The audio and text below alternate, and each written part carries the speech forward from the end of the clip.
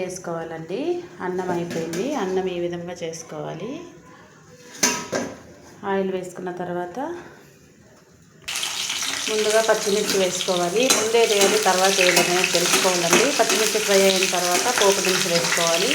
ఇవి వేసిన వెంటనే మాడిపోకూడదు అంటే మనము ఇవి వేసుకున్న తర్వాత చిటపటలాడంగానే ఆనియన్ వేసుకోవాలి.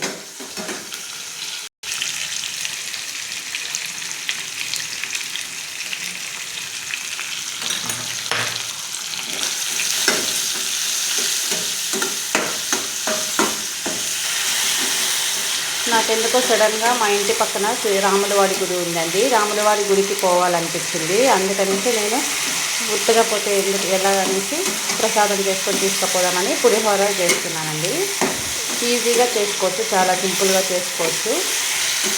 ఈ పులిహోర 1 వీక్ కూడా అలాగే స్టాక్ ఉంటుందండి. 1 వీక్ వరకు తినొచ్చు.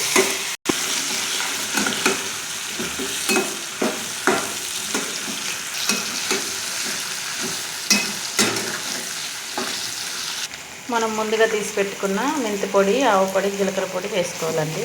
పసుపు ఎప్పుడు ఆయిల్లోనే కలుపుకోవాలి. అప్పుడే అన్నంలో మంచిగా కలర్ కనిపిస్తుంది.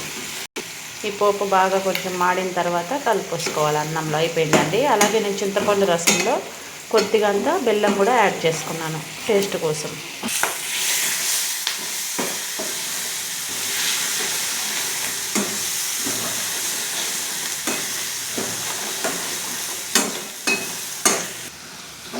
ఇవి ఇప్పుడు బాగా ఫ్రై అయిపోయండి. ఈ విధంగా ఫ్రై అయిన తర్వాత చింతపండు రసం పోసుకోవాలి.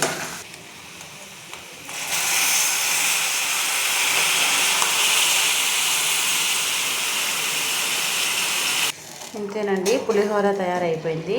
ఆ తర్వాత ఏం చేసుకోవాలంటే ఇది దగ్గరికి అయిన తర్వాత అన్నంలో కలిపేసుకోవడం.